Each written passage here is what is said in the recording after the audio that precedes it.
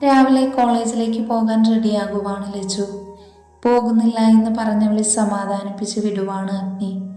Dress മാറിക്കഴിഞ്ഞതും അഗ്നി ലച്ചുവിനെ ഒന്ന് നോക്കി. മുഖം വീർപ്പിച്ച് വെച്ചിരിക്കുവാണ്. അത് കണ്ടതും അഗ്നി ചിരിയോടെ അവളുടെ അടുത്തേക്ക് ചേർന്നു നിന്നു. എന്താണ് എൻ്റെ പെണ്ണെ മുഖം വീർത്തിരിക്കുന്നേ? ഞാൻ പറഞ്ഞില്ലേ ഇന്ന് പോകുന്നില്ല എന്ന്. ഇന്നലെ ഉണ്ടായതോർത്താണെങ്കിൽ ഇവിടെ ഇരിക്കാൻ ഞാൻ സമ്മതിക്കില്ല. പോ. അവൾ മൂളിയതും അവൻ തോളിൽ പിടിച്ച് അവന് നേരെ നിർത്തി. ഇനി ഇങ്ങനെ ഒന്നും ഉണ്ടാകില്ല. ഇപ്പോൾ ഒന്ന് ആലോചിച്ചിരിക്കാതെ ക്ലാസ്സിൽ പോകാൻ നോക്ക്. ഇപ്പോൾ തന്നെ ഒത്തിരി ലീവായി. അവൾ മൂളിയതേ ഉള്ളൂ. മുഖം വാടിയിരിക്കുന്നുണ്ട്. അവൻ അവളുടെ മുഖം കയ്യിലെടുത്തു. പരസ്പരം നോക്കിക്കൊണ്ടവൻ അവളുടെ നെറ്റിയിൽ ഒന്ന് മുത്തി. ഞാനില്ലേ കൂടെ, പിന്നെ എന്തിനാ നീ ഇങ്ങനെ പേടിക്കുന്നേ? പേടിയല്ല ദേവേട്ട, എനിക്ക് മാത്രം എന്താ എപ്പോഴും ഇങ്ങനെ പ്രശ്നം? അങ്ങനെയൊന്നുമില്ല. നീ വെറുതെ ആവശ്യമില്ലാത്തത് ചിന്തിച്ചു കൂട്ടണ്ട. അപ്പം നല്ല കുട്ടിയായിട്ട് പോയിട്ട് വാ. അവൾ തലയാട്ടി പോകാൻ തുടങ്ങി. അവൻ കയ്യിൽ പിടിച്ചു വലിച്ചതും അവൾ അവൻ്റെ നെഞ്ചിൽ വന്നിടിച്ചു. അവളുടെ പതുപതുത്ത ശരീരം അവൻ്റെ നെഞ്ചിലമർന്നതും അവനിൽ വല്ലാത്തൊരു വികാരം മുളപൊട്ടി. എന്താ ദേവേട്ട, അങ്ങനെ അങ്ങ് പോവല്ലേ? പോകാതെ പിന്നെ? പോകണം. അതിനു മുൻപേ ഒരു കാര്യമുണ്ട്, അവൻ പറഞ്ഞുകൊണ്ട് അവളുടെ ചുണ്ടുകൾ നുണഞ്ഞെടുത്തു. അവളൊന്ന് മൂളിക്കൊണ്ട് അവനെ പുണർന്നു. അവളുടെ ഇരു ആദരവും അവൻ നുണഞ്ഞെടുത്തു. മേൽ ചുണ്ടിൽ നിന്ന് കീഴ് ചുണ്ടിലേക്ക്. പൂവിൽ നിന്ന് തേൻ കുടിക്കുന്ന വണ്ടിനെ പോലെ അവൻ പാറി പറന്നു. വല്ലാത്തൊരനുഭൂതി അവനിൽ നിറഞ്ഞു. അത്രത്തോളം മധുരമായിരുന്നു ആദരങ്ങൾക്ക്, അത്രത്തോളം സോഫ്റ്റായിരുന്നു ആദരങ്ങൾക്ക്. അവനെ മറ്റേതോ ലോകത്തെത്തിക്കുന്നത് പോലെ അവൻ്റെ കൈ അവളുടെ ഇടുപ്പിലൂടെ അലഞ്ഞു നടന്നു. ഡ്രസ്സിന് മുകളിൽ കൂടെ, അവളുടെ വയറിന് മുകളിൽ, അവിടെ നിന്നും അതിനു മുകളിലേക്കും, അവളുടെ പതുപതുത്ത നെഞ്ചിലും അവൻ്റെ കൈ ഞെരിഞ്ഞമർന്നു. ലച്ചു നിന്ന് പിടയുവാണ്. അവൻ്റെ കൈ പതിക്കുന്ന ഓരോ നിമിഷവും അവളിൽ വല്ലാത്തൊരനുഭൂതി വന്നു തുടങ്ങി. അവളെന്ന പെണ്ണിനെ ഉണർത്താൻ പാകത്തിനുള്ളതായിരുന്നു അതെല്ലാം. അതിനനുസരിച്ച് ആ AC-യുടെ തണുപ്പിലും അഗ്നിയുടെ ശരീരം ചൂടുപിടിക്കാൻ തുടങ്ങി. എന്തൊക്കെയോ അവളിൽ നിന്ന് അവൻ ആഗ്രഹിക്കുന്നു. അതിനനുസരിച്ച് അവൻ്റെ കൈ വീണ്ടും വീണ്ടും അവളുടെ നെഞ്ചിൽ അമർന്നു. ഇരുകൈയും അവളുടെ പതുപതുത്ത മാറിനെ ഞെരിച്ചുടച്ചു. അവൻ്റെ കൈ മാറുന്നതിനനുസരിച്ച് അവൻ്റെ ചുംബനത്തിൻ്റെ തീവ്രത കൂടി. മേൽചുണ്ടിനെ അവൻ കടിച്ചു നുണഞ്ഞ് കീഴ്ചുണ്ടിലേക്ക് ചേക്കേറി. ചുംബനം ചുണ്ടുകൾ കടന്ന് നാവിലേക്കായി. സമയം കടന്നു പോകുമ്പോൾ അവൾക്ക് ശ്വാസമെടുക്കാൻ ബുദ്ധിമുട്ടായി തുടങ്ങി. കൈ രണ്ടും കൊണ്ട് അവൻ്റെ നെഞ്ചിലിടിച്ചു. അവളുടെ ബുദ്ധിമുട്ട് മനസ്സിലാക്കി അവൻ ഒന്നുകൂടെ അമർത്തി ചുംബിച്ച് നുണഞ്ഞെടുത്ത് അവളെ വിട്ടു. കിതച്ചുകൊണ്ടവൾ അവൻ്റെ നെഞ്ചിൽ തന്നെ കിടന്നു. അവൻ അവളെ തഴുകിക്കൊണ്ടിരുന്നു.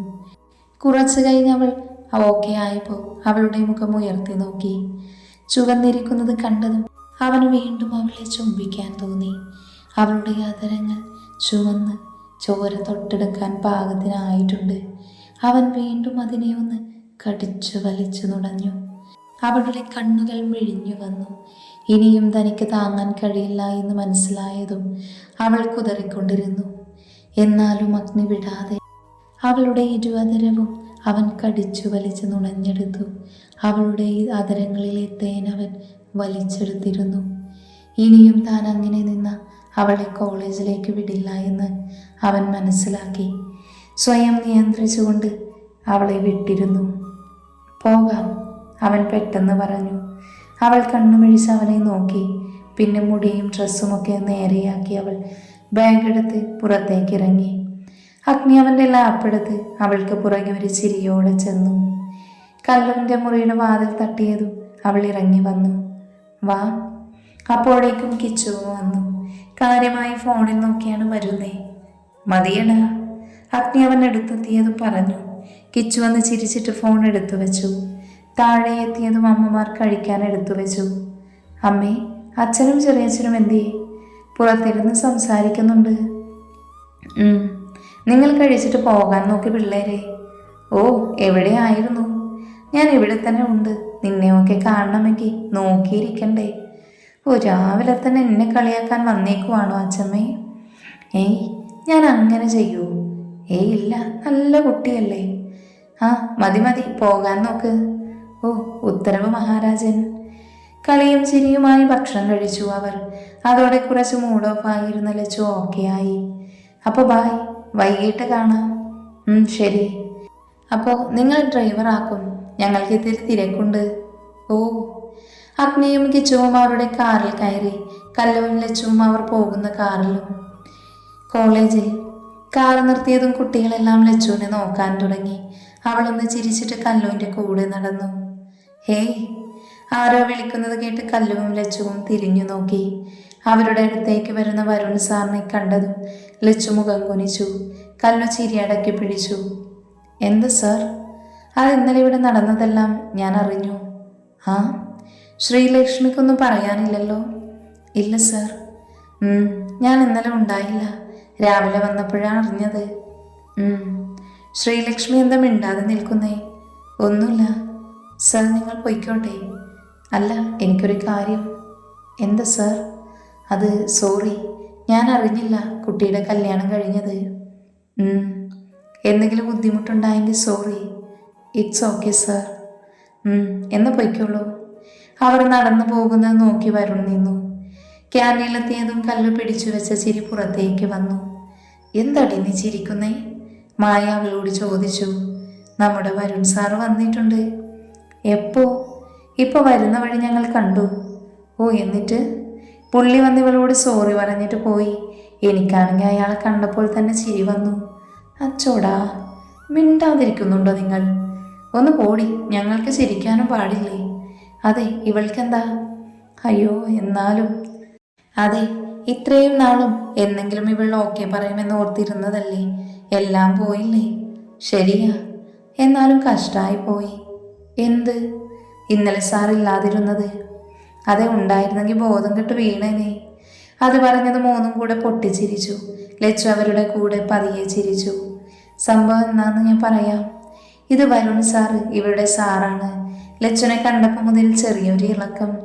അങ്ങനെ ഒരിക്കൽ നേരിട്ട് വന്ന കല്യാണം ആലോചിച്ചു. അപ്പോൾ തന്നെ കുട്ടി നോ പറഞ്ഞു. അതോടെ പുള്ളി ഒന്ന് ഒതുങ്ങിയെങ്കിലും ഇടയ്ക്ക് ശല്യം ചെയ്യും. അങ്ങനെ നമ്മുടെ ഗേൾസ് ടീം പുള്ളിയെ കാണുമ്പോൾ ചിരിക്കാൻ തുടങ്ങും. ലച്ചു കെട്ടിയതൊന്നും അറിഞ്ഞിട്ടില്ല പുള്ളി. അതുപോലെ വർമ്മ ഗ്രൂപ്പിന്റെ കോളേജ് ആണെങ്കിലും അഗ്നിയുടെ വൈഫാണ് ലച്ചു എന്ന് ആർക്കും അറിയില്ല. ലീവ് കഴിഞ്ഞെത്തിയ വരുൺ സാറ് കാര്യം അറിഞ്ഞതും ഇന്നാണ്. അതോടെ എല്ലാം അവസാനിച്ചു. ആ മതി, ക്ലാസ്സിൽ പോകാം. ഇന്നും ലീന മിസ് പ്രൊജക്റ്റ് ഉണ്ടെന്ന് പറഞ്ഞത് മറന്നു? അയ്യോ, മറന്നില്ല, വേഗം പോകാം. അവർ ക്ലാസ്സിലേക്ക് പോയി. കുട്ടികളെല്ലാം ലച്ചുവിനെ കാണുമ്പോൾ ചിരിയോടെ, കുശുമ്പോടെ, അസൂയയോടെ നോക്കുന്നുണ്ട്. അവളതൊന്നും കാര്യമാക്കാതെ നടന്നു. ഗോഡൌണിൽ നിന്ന് അവൻ്റെ അലർച്ച മുഴങ്ങി കേട്ടു. ഇനിയൊന്നും ചെയ്യല്ല സാർ. വേദനയ്ക്കിടയിലും അവൻ എങ്ങനെയോ പറഞ്ഞൊപ്പിച്ചു.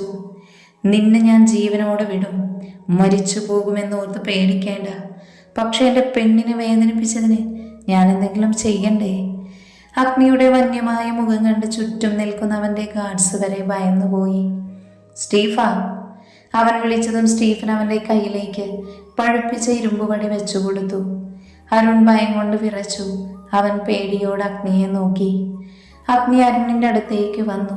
ആ ഇരുമ്പുപടി അവൻ്റെ കയ്യിൽ വെച്ചു. തൊളിയിൽ വെച്ചതും ശബ്ദത്തോടെ അവൻ്റെ കൈ പൊള്ളി. കുറച്ച് സമയം വെച്ചതും അത്രയും ഭാഗം പൊള്ളിപ്പോയി. അഗ്നി അത് തിരിച്ചു കൊടുത്തു. സ്റ്റീഫൻ ഒരു ബോട്ടിൽ കൊണ്ടുവന്ന് അഗ്നിക്ക് കൊടുത്തു. അപ്പോൾ കുറച്ചുകൂടെ ഭംഗിയാക്കാമല്ലേ? വന്യമായ ചിരിയോടെ അവൻ അരുണിനെ നോക്കി. വേദന കൊണ്ട് പുളഞ്ഞ കണ്ണിൽ നിന്നും കണ്ണുനീർ ഒഴുകിയിറങ്ങി. അഗ്നി ബോട്ടിൽ തുറന്ന് അതിൽ നിന്ന് ആവി പുറത്തേക്ക് വന്നു. ചുണ്ടിൽ വിരിഞ്ഞ ചിരിയോടെ അവനത് അരുണിൻ്റെ പൊള്ളിയ കൈയിലേക്ക് ഒഴിച്ചു. അവൻ അലറിക്കരഞ്ഞുപോയി. കൈ പൊള്ളി അടർന്നുപോയി. ആസിഡായിരുന്നു അഗ്നി ഒഴിച്ചത്. നിനക്ക് മരണം വരെ ഓർക്കാനുള്ളതായിട്ടുണ്ട്. അപ്പോൾ ഇനി ഒന്നുമില്ല, ഇത്രയും മതി. ഇതെങ്കിലും ചെയ്തില്ലെങ്കിൽ എൻ്റെ മനസ്സിനൊരു സമാധാനം ഉണ്ടാവില്ല. അരുൺ കരയുന്നത് അവൻ ചിരിയോടെ കേട്ടു. അവൻ്റെ പ്രവൃത്തി ഭയത്തോടെയാണ് എല്ലാവരും നോക്കിയത്. സ്റ്റീഫ, സർ, ഇവനെ ഹോസ്പിറ്റൽ കൊണ്ടിട്ടേക്ക്. പിന്നെ ഇവൻ്റെ അപ്പൻ ദാമോദരനെ അറിയിച്ചേക്ക്. സർ. അവൻ പുറത്തേക്കിറങ്ങി. കിച്ചു അവന് പുറകെ ചെന്നു. കാറിൻ്റെ ഡോറ് തുറന്ന് അഗ്നി കയറിയതും കിച്ചു ഡ്രൈവിംഗ് സീറ്റിലേക്ക് കയറി. അഗ്നി ഒന്നും മിണ്ടാതെ പുറത്തേക്ക് നോക്കിയിരുന്നു. എന്താ ഇത്ര ആലോചിക്കാൻ? വേറെ ഒന്നുമല്ല, ഒരെണ്ണം കഴിഞ്ഞു, അപ്പോൾ തന്നെ അടുത്ത പണി വരുന്നുണ്ടല്ലോ എന്ന് ഓർത്തു പോയതാ. അത് സത്യം. രോഹിത് 6 മാസം കഴിഞ്ഞ് എഴുന്നേൽക്കും. അപ്പൊ അടുത്ത അംഗത്തിന് 6 മാസം വരെ റെസ്റ്റ് അല്ലേ? ആ, അങ്ങനെയും പറയാം. കുറച്ച് സമയത്തിനു ശേഷം അവർ കമ്പനിയിലെത്തി. After 6 months. ഇലകൊഴിഞ്ഞു പോകുന്ന പോലെ ദിവസങ്ങളും മാസങ്ങളും കടന്നുപോയി. അഗ്നിയും ലച്ചുവും പ്രണയിച്ചുകൊണ്ടേയിരുന്നു. ആദർക്കിച്ചു ഫോൺ വിളിച്ചും ഇടയ്ക്കുള്ള കണ്ടുമുട്ടലും നടക്കുന്നു. ആദ്യമായി കാണുന്നുണ്ടെങ്കിലും ശല്യം ചെയ്യാറില്ല. എന്നാൽ അവൻ അറിയാതെ അവൾ അവനെ നോക്കാറുണ്ട്. കാർത്തികയെ ഫോൺ വിളിച്ച് ശല്യപ്പെടുത്തിക്കൊണ്ടേയിരിക്കുന്നുണ്ട് ഇതുവരെ അറിയാത്തൊരു പെൺകുട്ടി. കല്ലു പിന്നെ കോളേജ് ഫ്രണ്ട്സ് വീടായി നടക്കുന്നു. രോഹിത് പിന്നെ ഓക്കെയായി ഓഫീസിൽ പോയി തുടങ്ങി. രേഷ്മ പിന്നെ സ്വയം നശിക്കാൻ ഇറങ്ങി തിരിച്ചിരിക്കുന്നു. ഡ്രസ്സ് മാറും പോലെ ആളുകളെ മാറിക്കൊണ്ടേയിരുന്നു. അവൾക്ക് ആവശ്യം പണം, ഇത് മാത്രം. വിദ്യയും ശിവനും പണത്തിനു വേണ്ട നെട്ടോട്ടം ഓടുന്നു. കമ്പനി മൊത്തത്തിൽ നശിച്ചു, ഇല്ലെങ്കിൽ നശിപ്പിച്ചു എന്ന് വേണമെങ്കിൽ പറയാം.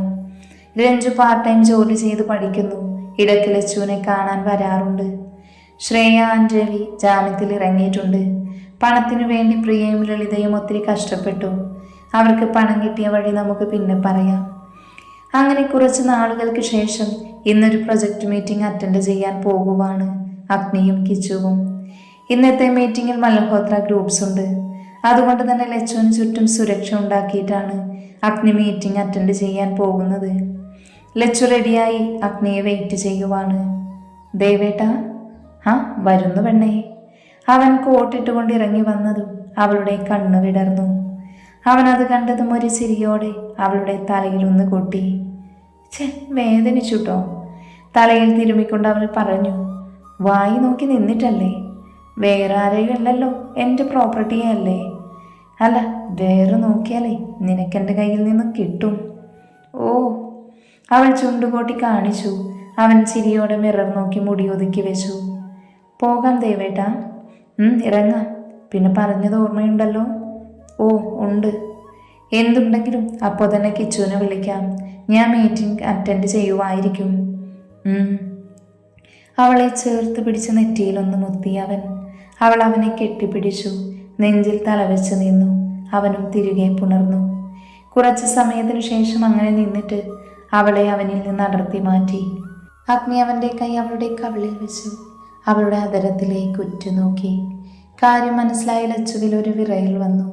അഗ്നി അവളുടെ അതരങ്ങളോട് അടുത്തുകൊണ്ടിരുന്നു. അവളുടെ കീഴ്ചുണ്ടിനെ അവൻ കടിച്ചെടുത്തു. ലച്ചുവന്ന് ഉയർന്നു പൊങ്ങിയിരുന്നു അവൻ്റെ ആ പ്രവൃത്തിയിൽ. അഗ്നി ഒരു അപ്പൂപ്പൻ താടിയെ പോലെ പാറി പറക്കുവാണ്. അവളുടെ അതരങ്ങളുടെ മാധുര്യതയിൽ അവൻ സ്വയം മറന്നു നിന്നുപോയി. അവളുടെ ഇരുവതരവും അവൻ കടിച്ചെടുത്തു നുണഞ്ഞു. എത്രത്തോളം അവളിലേക്ക് അടുക്കാൻ പറ്റുന്നോ അത്രത്തോളം രണ്ടുപേരും അടുത്തിരുന്നു. ലച്ചു ഒന്ന് കുതിരാൻ നോക്കിയെങ്കിലും പിന്നെ എപ്പോഴും അവൻ്റെ ചുംബനത്തിൽ അവളും ലയിച്ചു പോയി. തീവ്രമായൊരു ചുംബനം തന്നെയായിരുന്നു അത്. അവൻ്റെ പ്രണയം മുഴുവനും നിറച്ചുള്ളൊരു ചുംബനം.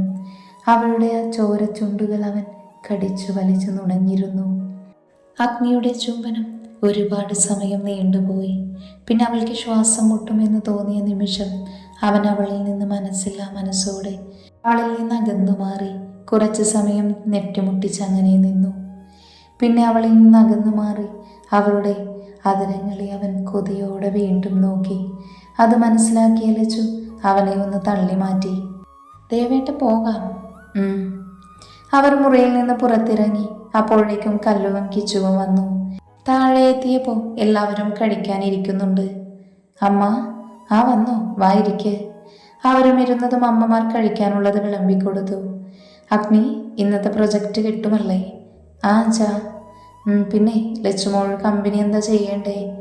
ഞാൻ കേസ് കൊടുക്കാമെന്ന് വിചാരിച്ചിരിക്കുക. എന്നാൽ നമ്മുടെ വക്കീലിനെ കണ്ട് കേസ് ഫയൽ ചെയ്യാൻ പറ. ബാക്കി നമുക്ക് നോക്കാം. ഇപ്പം കേസ് കൊടുത്താലും അവർക്കൊന്നും ചെയ്യാൻ പറ്റില്ല. ആ, ബാക്കി നമുക്ക് നോക്കാം. ലച്ചുമോൾ എന്തു പറയുന്നു? എനിക്കൊന്നും പറയാനില്ല അച്ഛാ. എൻ്റെ അച്ഛൻ്റെ കഷ്ടപ്പാടാണ് കമ്പനി, അതെനിക്ക് വേണം. എല്ലാം ശരിയാകും മോളെ. ആ മതി, എല്ലാവരും കഴിച്ചിട്ട് പോകാൻ നോക്ക്. അച്ചാച്ചൻ പറഞ്ഞതും എല്ലാവരും വേഗം കഴിച്ച് എഴുന്നേറ്റു. എല്ലാവരോടും പോയിട്ട് വരാം. ഓ ആയിക്കോട്ടെ മേഡം. അമ്മേ, എന്നെ കല്ലു? അമ്മ കണ്ടില്ലെന്നെ കളിയാക്കുവാ. നീ അത് നോക്കി നിൽക്കാതെ ക്ലാസ്സിൽ പോകാൻ നോക്ക് പെണ്ണേ. ഓ ശരി ഏട്ടാ. അഗ്നി പറഞ്ഞതും കല്ലും ലച്ചുവും എല്ലാവരോടും പറഞ്ഞ് പുറത്തേക്ക് ഇറങ്ങി. അവർക്ക് പുറകെ അഗ്നിയും കിച്ചുവും യാത്ര പറഞ്ഞിറങ്ങി. സൂക്ഷിച്ചു പോയിട്ട് വാ. ഓൾ ദി ബെസ്റ്റ് ദേവേട്ടാ. അഗ്നി അവൻ്റെ കാറിലേക്ക് കയറി. കിച്ചുവും കയറിയതും ഡ്രൈവർ കാറെടുത്തു. ലച്ചുവും കല്ലുവും പോകുന്ന വണ്ടിയിൽ ഡ്രൈവർക്ക് പകരം ഗാർഡ്സ് ആയിരുന്നു. അവർക്ക് പുറകെ വേറെ ഗാർഡ്സുമുണ്ട്. അത് പക്ഷെ അവർക്കറിയില്ലായിരുന്നു.